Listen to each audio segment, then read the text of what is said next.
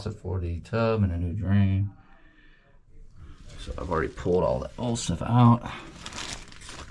I put a new cap on this pipe here.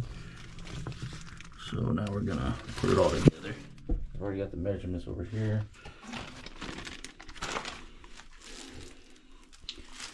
And this is the piece we're gonna put in.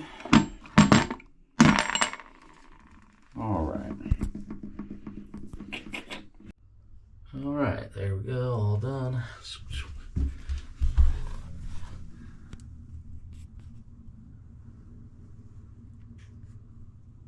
Oh, you know what? Let's see. All right, so it's all installed. Push button. Okay.